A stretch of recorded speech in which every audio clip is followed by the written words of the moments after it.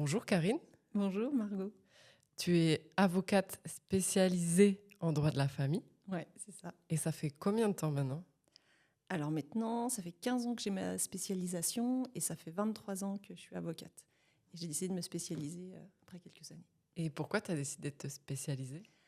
Parce qu'en fait, au début, j'étais un peu généraliste, donc je faisais plusieurs matières. Et puis, j'ai vite été attirée par le droit de la famille et donc je voulais faire que ça. Et pour être crédible et puis pour être reconnue en tant que telle, je me suis dit, je vais passer ma spécialisation. Je voulais être cohérente en fait. Et c'est combien de temps les études d'avocat plus spécialisation? Alors, les études d'avocat, faut compter 6 ans. Et la spécialisation, tu l'as fait enfin, tu es déjà avocat et tu prépares des dossiers. En fait, il faut justifier de ta pratique et comment est-ce que tu vas justement travailler en droit de la famille. Donc, tu as un dossier à monter, tu es auditionné par d'autres avocats, eux-mêmes spécialisés, et ensuite qui vont voir si tu as les compétences et puis si tu peux être effectivement spécialisé ou pas. Ouais, ça a l'air long et compliqué quand même. Mais en fait, on se rend compte qu'il y a de moins en moins d'avocats qui passent les spécialisations parce que comme ils sont un peu englués dans le travail, ils n'ont pas le courage de repasser la spécialisation. Et j'ai même fait d'ailleurs des formations pour les avocats, pour les inciter aussi à passer ces spécialisations. Parce que je pense que c'est important que les gens puissent savoir, voilà, tel avocat travaille dans tel domaine et puis tel autre, parce que le droit, c'est compliqué. De vouloir faire toutes les matières, à mon avis, c'est une erreur.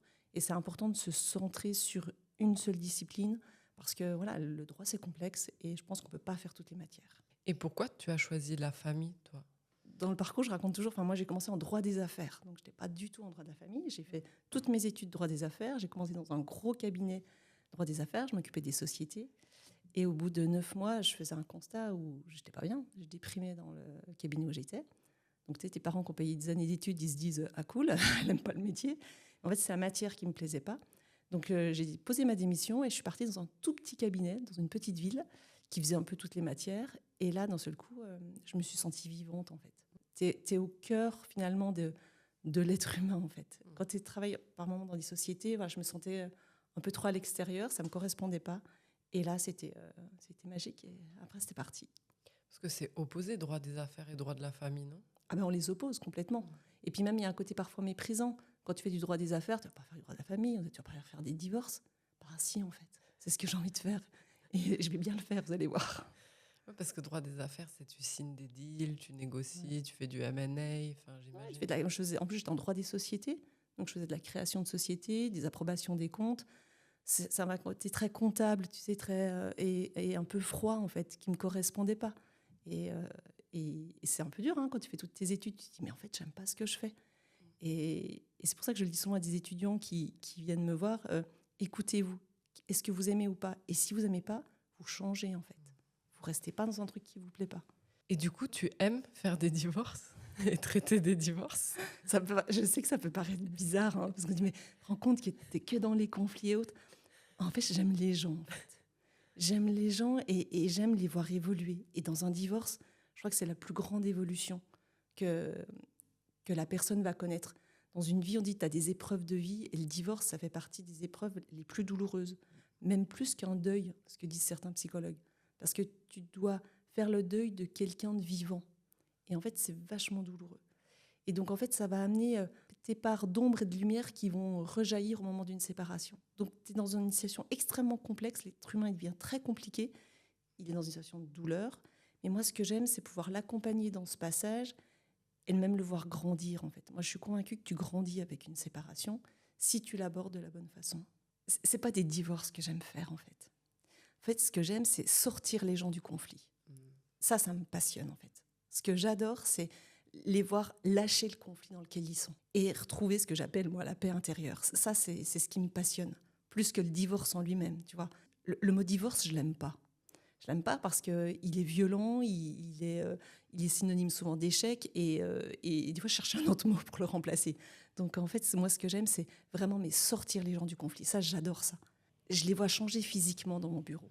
Ils arrivent, tu vois, avec une posture et autres, et au fur et à mesure de l'accompagnement, je les vois se transformer, je les vois s'ouvrir, je vois leur visage se détendre, en fait. Et ça, mais ça, j'adore ça. C'est quoi que tu aimes dans le fait de sortir les gens du conflit? En fait, j'aime leur redonner du pouvoir. C'est-à-dire que souvent, quand tu te sépares et que tu as l'impression de tout subir la situation, l'autre, il veut autre chose, donc tu as l'impression de perdre le contrôle de ta vie, de perdre tout pouvoir. Et en fait, c'est de redonner du pouvoir dans une situation où tu as l'impression d'avoir tout perdu. Et je leur dis souvent, vous allez redevenir acteur de votre vie. Et ce que j'adore, moi, faire, c'est sortir quelqu'un d'une situation de victime pour qu'il reprenne possession de sa vie, qu'il se rende compte, mais que lui, il peut faire, indépendamment de ce que l'autre va dire ou quoi que ce soit. Et est-ce qu'il y a des durées typiques un peu dans les divorces? Ah, c'est extrêmement variable. Je peux divorcer des gens en 2 mois, comme ça peut durer 10 ans, voire 20 ans. Donc les durées, elles vont changer complètement d'un dossier à l'autre. Et elles vont dépendre de la nature du conflit. Plus il y a de conflits, plus ça dure longtemps. Et donc c'est pour ça que moi, mon objectif, c'est je réduis le conflit. J'apprends et j'aide les gens à gérer ce conflit, parce que si le conflit ne dure pas, la procédure, elle ne dure pas. Et ça leur coûte moins cher. Donc il y a un vrai intérêt d'axer notre travail sur le conflit lui-même. Mais justement, les avocats, parfois on a l'impression qu'ils aiment faire durer le conflit, comme ça ils s'enrichissent. Bien sûr. Et c'est pour ça qu'il y a aussi une mauvaise image des avocats. C'est-à-dire que l'avocat, il va être là pour mettre du contentieux, etc. Et moi, j'ai pris une posture complètement différente, et maintenant, il y a 14 ans, quand je me suis lancée ce qu'on appelle dans le droit collaboratif. En fait, quand je faisais justement mes dossiers de divorce, je sentais qu'il y avait quelque chose qui me dérangeait. Il y a un truc où j'étais pas à l'aise avec la façon dont on divorçait les gens. Et je me suis renseignée un petit peu, et j'ai trouvé qu'il y avait une méthode différente au Canada, qui venait du Canada, ça y est, elle est venue un petit peu en France. C'est une autre façon de résoudre les conflits pour faire ce qu'on appelle du gagnant-gagnant. Souvent, quand le système habituel français, c'est de dire il y a un conflit, il faut qu'il y ait un gagnant, un perdant. Et on sent bien que ça ne marche pas, ce système-là. Dans les familles, ça crée quelque chose de négatif et tout le monde ne va pas bien. Donc moi, je me dis, il faut qu'on trouve autre chose. Et en fait, avec le processus collaboratif, avec cette méthode, c'est ce qu'on appelle la négociation raisonnée, on arrive à trouver des accords qui conviennent à tout le monde. Et ça, quand j'ai découvert ça, mais c'est comme si, tu sais, c'était ça y est, je sais comment je vais pouvoir travailler. Ça existe, et en plus, j'ai le droit de travailler comme ça, en fait. Et cette méthode-là, c'est non, on ne va pas au conflit. On va trouver quelque chose qui fait que ça vous convient véritablement, et même aux 2 parties. Et donc, tu vois, c'est une posture complètement différente. C'est l'avocat, il se positionne, on se dit, mais moi, je veux aussi que votre époux, ça lui convienne ce qu'on va faire. Parce que si ça ne convient pas à l'autre, ça va maintenir quelque chose de merdique, et finalement, ça va exploser à chaque passage de bras de gamin, ça sera le bazar. Et cette méthode-là, donc c'est pour ça que maintenant, même moi, je forme des avocats à cette méthode, parce que j'y crois. Et ce que je dis toujours, c'est, les clients, ils se sentent bien, mais nous aussi, on se sent bien. De voir des gens qui se déchirent, où c'est la guerre tout le temps, enfin, on peut pas être bien. Vous aimez pas le conflit? Moi, j'aime pas le conflit. J'aime pas les gens qui se détruisent, quand ils arrivent avec beaucoup de colère et de haine. Moi, ce que j'adore, c'est les faire redescendre. Enfin, moi, je crois dans l'être humain. On a tous un bon côté. Et le moment de la séparation, c'est comme si faire sortir, toi, nos côtés sombres, en fait. Et en fait, mon travail, c'est de dire, moi, je vais chercher l'être humain qui est au fond, là, qui a sa sensibilité, qui a envie d'être en paix. Et c'est celle-ci qui m'intéresse. Et d'aller la chercher, enfin, moi, je trouve que c'est passionnant. C'est un travail que moi, j'adore ça. Ça me fait penser à la justice réparatrice. Oui, exactement. Ouais. Ouais, il y a un film qui est génial là-dessus. Ouais, qui est dur. La justice restaurative, en fait. Pardon, voilà. C'est en fait comment est-ce qu'on va essayer, parce que tu vois, c'est des gens qui ont souffert, et la justice en elle-même, elle ne peut pas répondre à la souffrance telle qu'elle a été vécue. Si justement, il n'y a pas une reconnaissance de ce que tu as vécu. Et c'est l'idée, et le processus collaboratif, c'est un peu le même esprit, en fait. C'est pouvoir être en paix après un conflit.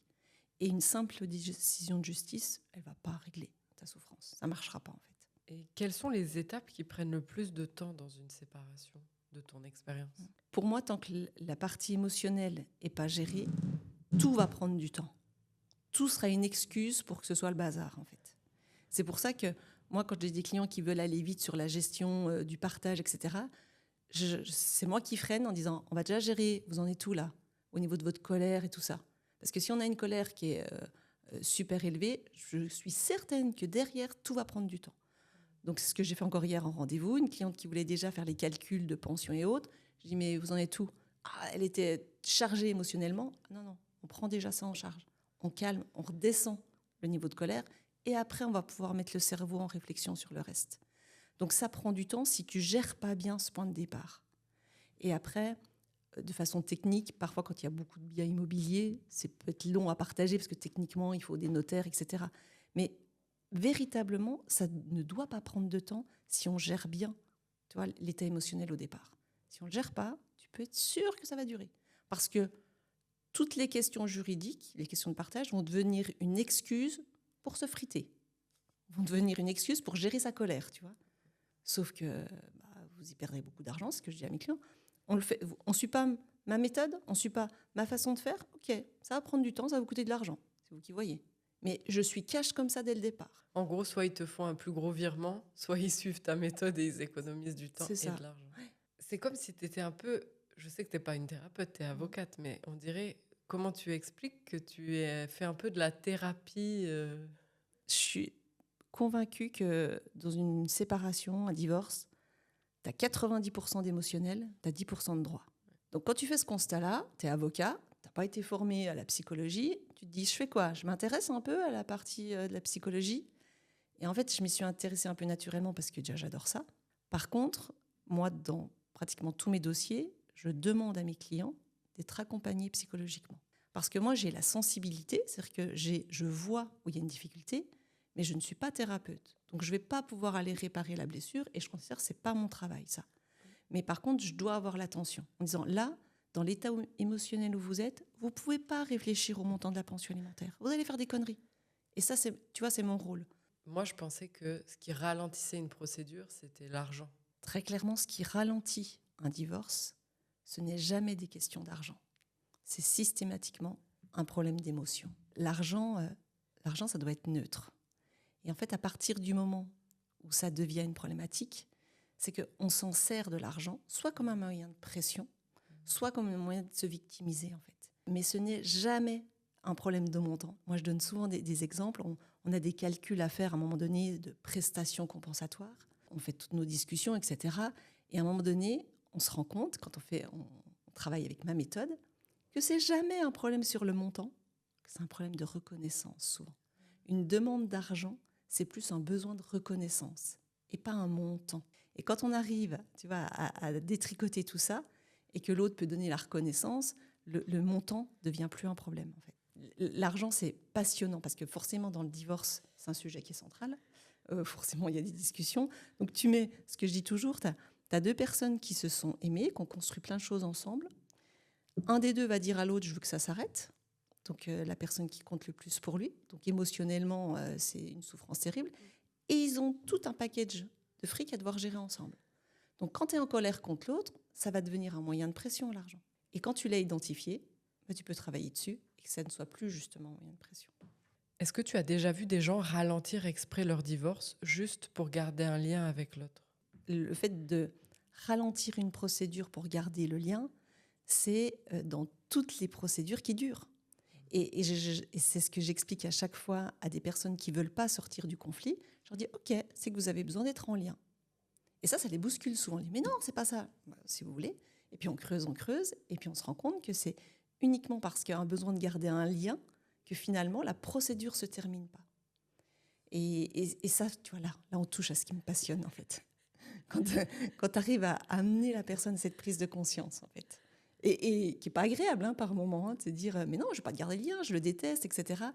Mais quand tu creuses, c'est exactement ça. Et comment savoir si on va trop vite dans la séparation ou trop lentement? Le rythme, savoir si on va trop vite ou trop lentement, c'est effectivement une bonne question. Parce que quand les gens arrivent, ils veulent aller très vite. Parce qu'ils ont l'impression que plus ça ira vite, moins ils vont souffrir. Sauf que ce que j'explique toujours, c'est que la souffrance, elle ne va pas dépendre de la durée de la procédure, elle va dépendre de la gestion de leur émotion. C'est pour ça que je reviens toujours à mon truc, c'est on va gérer l'émotion et vous verrez, derrière, ça va suivre correctement. Mais de se dire, on signera, puis après, je ne souffrirai plus. Je vais être honnête, non, ça ne marche pas comme ça. J'aimerais leur dire, dès que vous aurez signé, vous ne souffrirez plus. Ce n'est pas vrai. Et ça, il faut être honnête avec eux. Donc, il y a un autre travail à mener, en fait. Donc, vouloir aller trop vite, pensant qu'on ne va pas souffrir, ce n'est pas vrai. Et puis, parfois, on peut prendre les mauvaises décisions si on va trop vite. Et puis, quand ça va trop lentement, on maintient quelque chose de souffrant qui est inutile. Donc, c'est le dosage. Et ça, pour le coup, je sais bien le faire, en fait.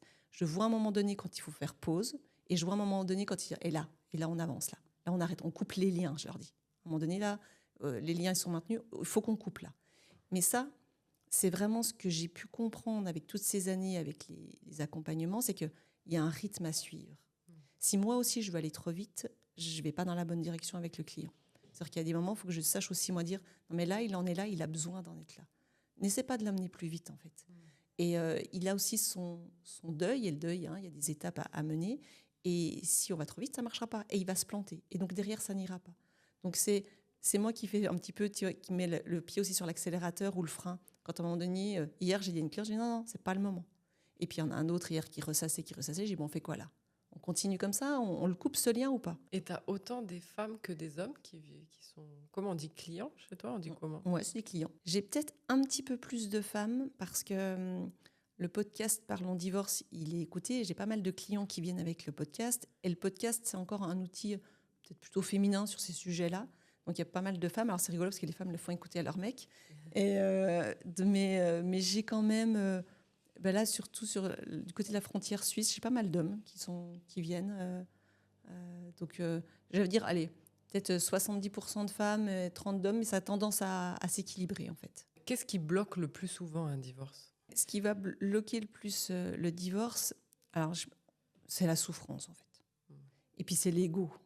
Moi, je passe pas mal de temps à travailler sur l'ego. Alors, on en a tous et c'est normal qu'il soit là. Mais alors, dans les séparations, il vient bien nous casser les pieds et il vient bien poser des problèmes à chaque instant. Soit en nous mettant en victime, soit en voulant être en supériorité. Et à chaque fois, ça nous emmène droit dans le mur, en fait. Donc, voilà, ça, c'est ce qui peut vraiment faire alourdir la procédure. C'est la souffrance de la personne, son état émotionnel. Et puis après, dans certains dossiers, il y a des complexités, parce qu'il y a du patrimoine important. Mais en fait, quand l'émotionnel, il est plus actif, derrière, ça devient juste, j'ai envie de dire, de l'administratif pratiquement à gérer. Donc, quelque part, ça, même si ça prend du temps, on s'en fiche. C'est pour ça que quand on dit on veut signer vite pour que ça aille bien, ça ne sera pas le problème. Parce que, tu vois, dans certains cas, il faut vendre une maison. Et la vente, elle peut prendre du temps. Et ce n'est pas le délai de vente de la maison qui va faire qu'on aille bien ou pas bien, en fait. Et ça, c'est vraiment une croyance que les gens ont, en disant, si ça s'est réglé, s'il y a plus problème de maison, j'irai bien. Ce n'est pas vrai. Et c'est pour ça que on peut aller bien même si la procédure est encore en cours. Et ça, c'est ce que j'adore faire. C'est pouvoir reprendre son état de bien-être, même si y a des trucs qui traînent. C'est pas ça qui doit faire qu'on aille bien ou pas bien, en fait. Après, je pense qu'il y a aussi peut-être une peur des procédures de la part des gens, parce que toi, tu es avocate, ça te glisse dessus, les procédures. Mais est-ce que tu as déjà vu ça aussi, des gens qui veulent aller vite par peur du juridique? Le juridique, clairement, il terrorise les gens. Et je fais même parfois un travail pour dire mais moi, j'ai pas peur du juge. Si j'ai besoin d'y aller, j'en ai pas peur, en fait. Parce que, et c'est d'ailleurs pour ça qu'il faut faire attention, c'est que par moments, il y a des mauvais accords parce qu'on a tellement peur du juge, en fait.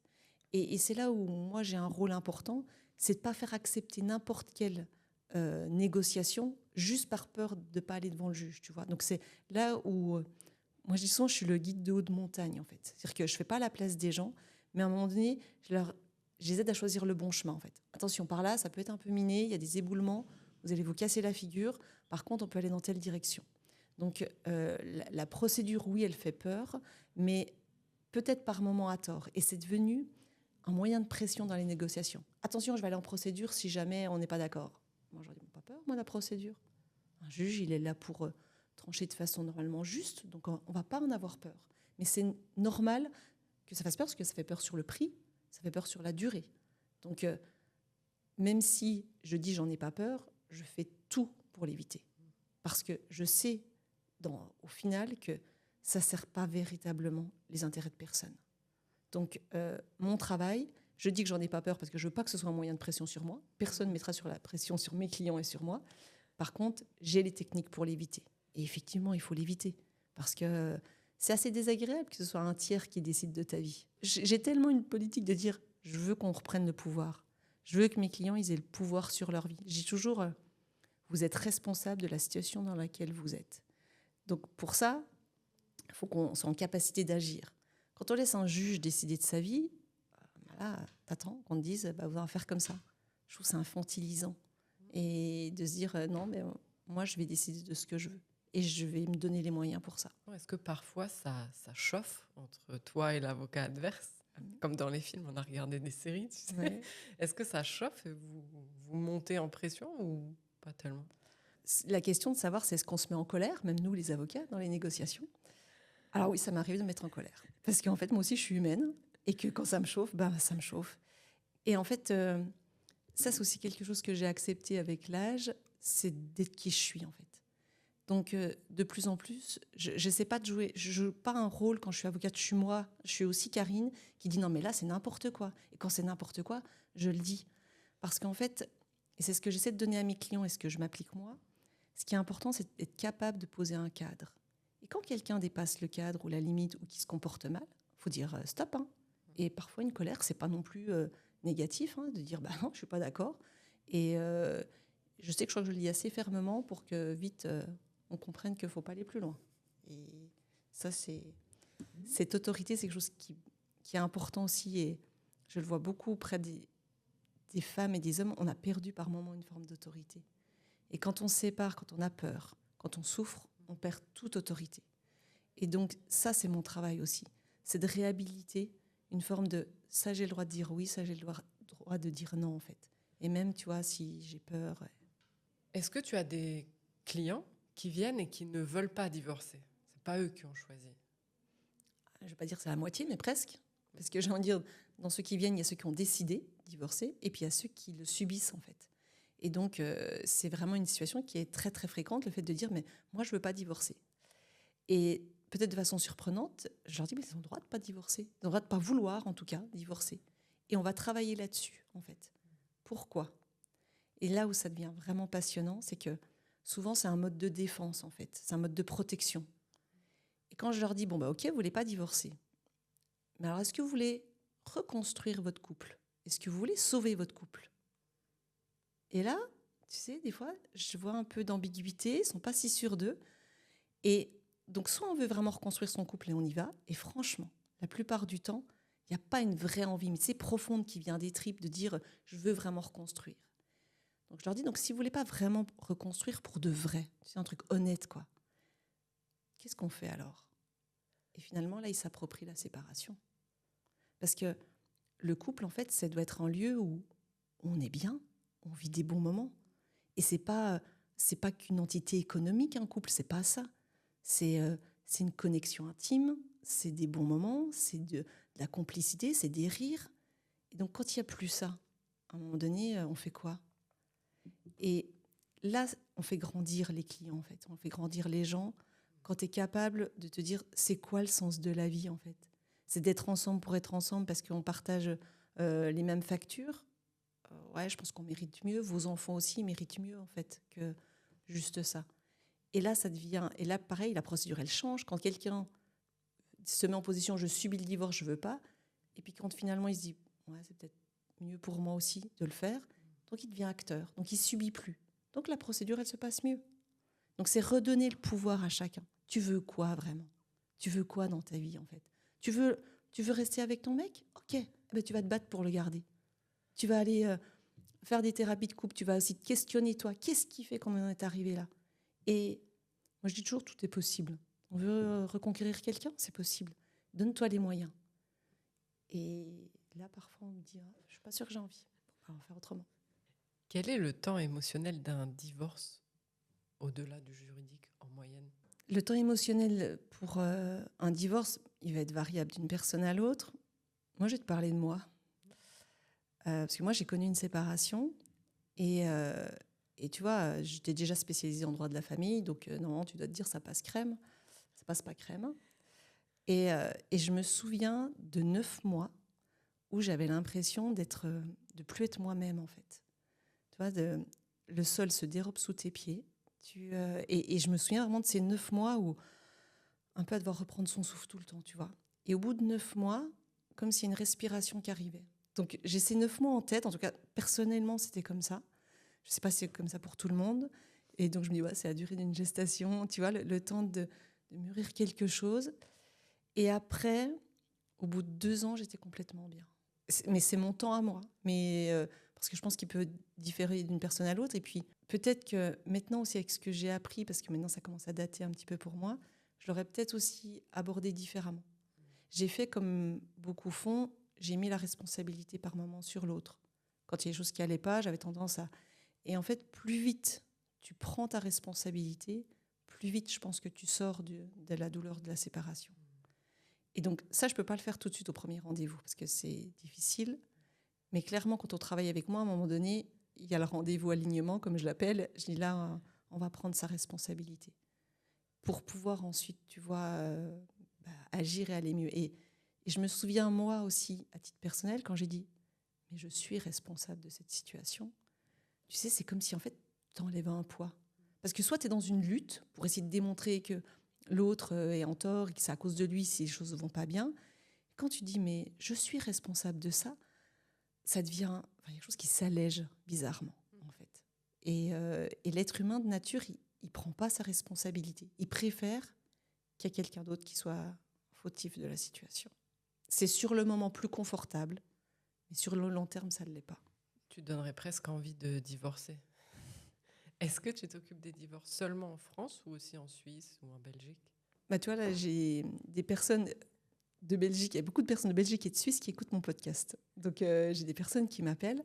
Moi, techniquement, je peux intervenir quand il y a une procédure qu'en France. Je ne suis pas habilitée pour intervenir en Suisse ou à l'étranger. Par contre, je fais ce que j'appelle l'avocat sous-marin, en fait. C'est-à-dire qu'ils ont leur avocat en Suisse pour la partie administrative et moi, je gère tout l'aspect émotionnel et pourquoi ça bloque, en fait. Tu vois, là, il y avait des clients qui étaient en Suisse qui ont écouté des podcasts, qui ont demandé à ce que j'intervienne pour eux. Et donc, je ne peux pas le faire techniquement, je ne peux pas les plaider en Suisse, moi. Mais par contre, le conflit, c'est le même partout. C'est international. On est tous logés à la même enseigne. Notre ego, ils fonctionnent tous de la même façon. Et donc, c'est pour ça que je les accompagne de cette façon-là, mais pas en faisant l'acte. Mais quelque part, souvent, ils me disent, mais en fait, vous avez débloqué le principal, donc derrière, ça roule. C'est plus qu'une question d'administratif. Et c'est pour ça, d'ailleurs, aussi, je forme, et je viens là au mois de septembre, former les avocats suisses à ma méthode, en fait. Parce qu'eux aussi, ils se rendent compte qu'à un moment donné, les gens qui se détruisent devant les tribunaux, ça ne marche plus, que ce n'est pas la bonne méthode. Et aussi, ça crée ce que j'appelle des avocats qui sont épuisés. Parce que porter du conflit tout le temps, ce n'est pas sain. Enfin, il y a un moment donné... Et donc, les Suisses sont vraiment intéressés à cette méthode. Donc, ça fait maintenant 5 ans que je viens les former à cette méthode-là.